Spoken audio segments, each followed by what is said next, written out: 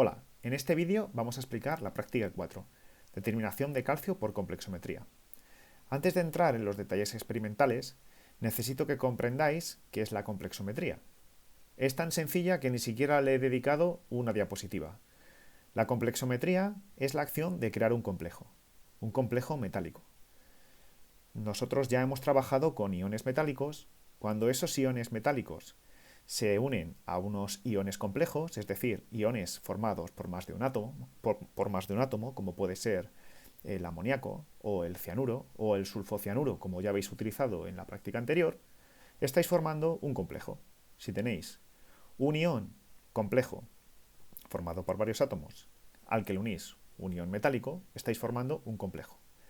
La acción de formar ese complejo se llama complexometría. Nosotros en esta práctica vamos a formar un complejo por la unión del ion metálico calcio con otra molécula un poco más complicada. Veremos cuál es. ¿Cuál va a ser el sentido de formar ese complejo? Determinar calcio. ¿Y por qué nos interesa determinar calcio? Bueno, la presencia de calcio en aguas está relacionada con las características que presenta esta misma, lo que puede presentar la apariencia, el aspecto, el sabor y cómo de buena es para nuestra salud tomarla o cómo de buena es para con los elementos que la contienen, tuberías, etcétera, etcétera. La presencia de iones metálicos en el agua nos habla de su dureza, es decir, la dureza del agua determina, o la dureza del agua viene determinada por la cantidad, es decir, la concentración de iones metálicos presentes en ella. Básicamente, bueno, aquí os he puesto un ejemplo de las diferentes aguas que nos podemos encontrar en España, dependiendo del territorio, y aquí he puesto en la parte de la izquierda un ejemplo muy visual de cómo sería un agua blanda, es decir, baja presencia de iones metálicos, y un agua dura, alta. Es de una forma muy exagerada, pero así os podéis hacer a la idea. Básicamente la presencia de iones metálicos en el agua vienen originadas por compuestos minerales en los que predomina la caliza, básicamente, que es carbonato cálcico, tenéis aquí, y el mineral dolomita, que es el que tenéis aquí, en el que encontráis también presencia de caliza.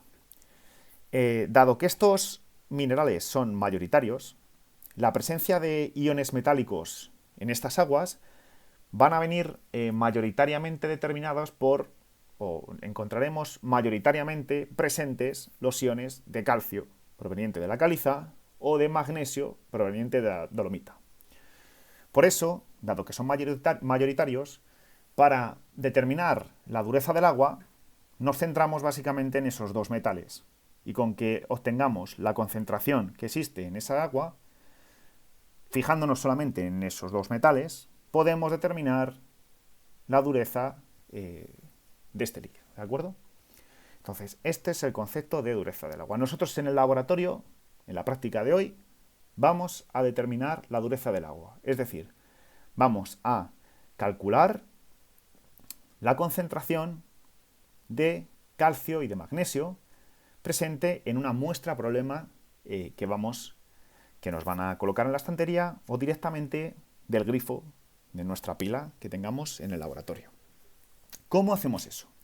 Bien, tened en mente que vamos a además, mayoritariamente, como tenemos presente restos de caliza, vamos a encontrar mayoritariamente calcio.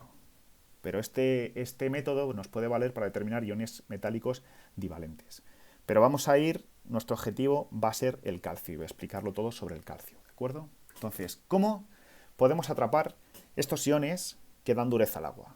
Los que tenemos mayoritariamente calcio y magnesio, los divalentes. Pues bien, para ello, para atrapar estos iones que están disueltos en el agua, vamos a utilizar una molécula llamada EDTA, o AEDT si es en español. El EDTA es esta molécula que tenéis aquí, en la que tiene 4 brazos. Cada uno de estos brazos, que son ácidos carboxílicos, puede perder un protón según vamos subiendo el pH, de forma que nos encontramos el EDTA con distintas cargas negativas según vaya aumentando el pH. Dado que nosotros queremos capturar iones divalentes, nos interesa tener especies que tengan como mínimo 2 cargas negativas. Es decir, este EDTA, este y en adelante. Lo que pasa es que si nos encontramos EDTAs con muchas cargas negativas, es decir, totalmente cargado negativamente, podemos tener otros problemas porque se nos forman otros compuestos más extraños. Pero, por lo menos, creo que es bastante lógico o sensato tener el EDTA en una forma en la que podamos tener 2 brazos cargados negativamente y por eso atrapar uno de estos iones con esos 2 brazos. Este EDTA, dado que es una molécula compleja, digamos, posee más de un átomo, podemos denominarlo complejo cuando se nos acaba uniendo al átomo metálico.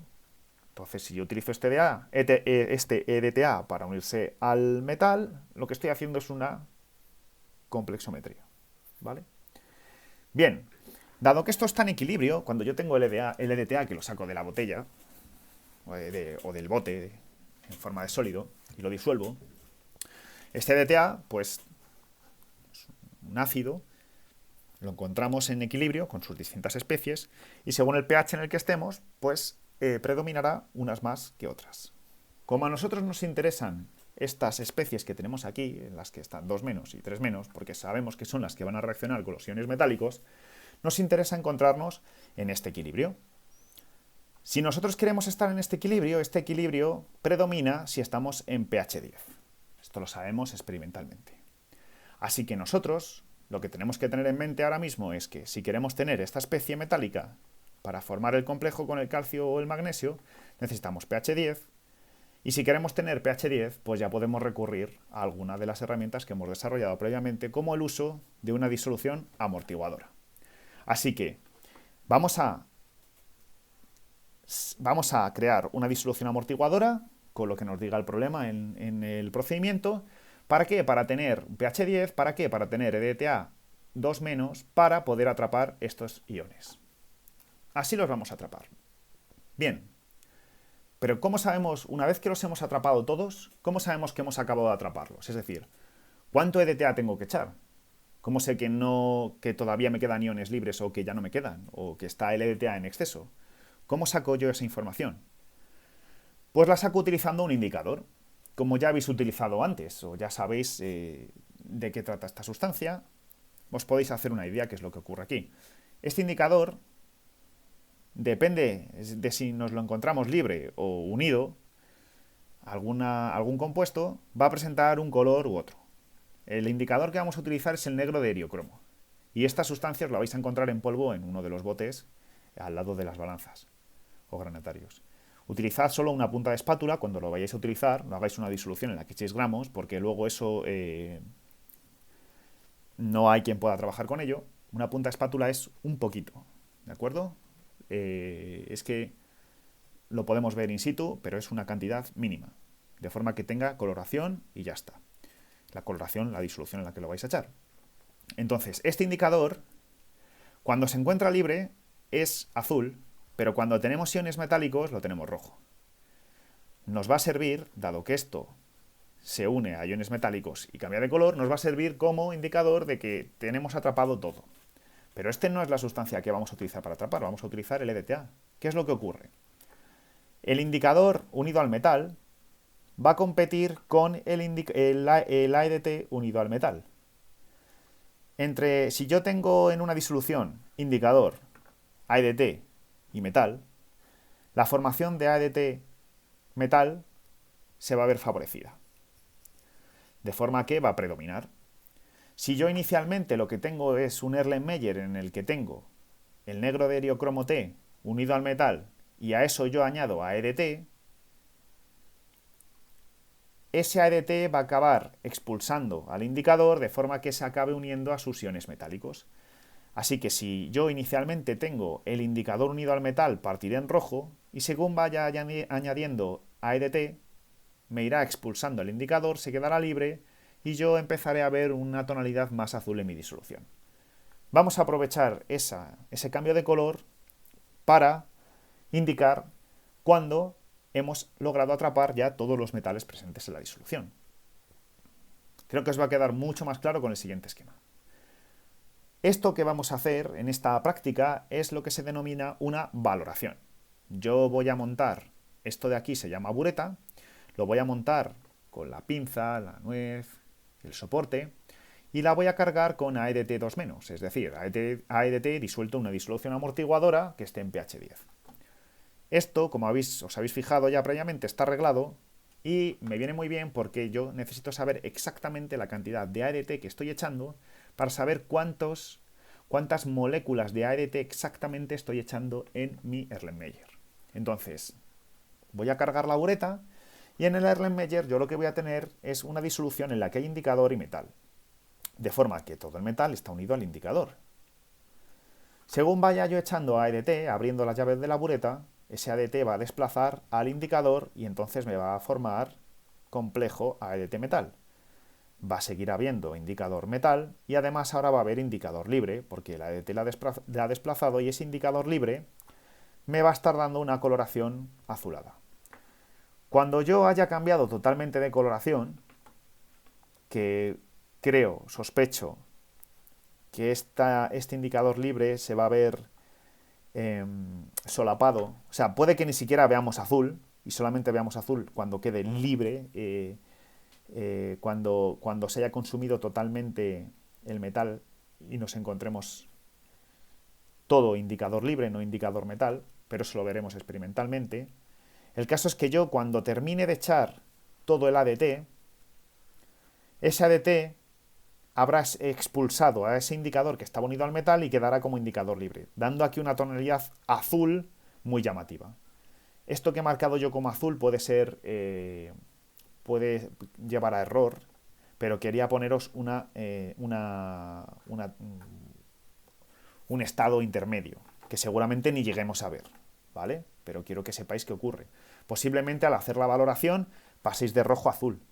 Cuando haya azul, esto lo tenéis que agitar el Erlenmeyer según vayan cayendo las gotas al abrir la llave, lo vais a mover con la mano suavemente y cuando ya tengamos azul y solo azul, no haya ya rojo, podemos concluir que hemos echado ya directamente todos los equivalentes que correspondían de ADT metal y el indicador lo encontraremos libre, ¿vale?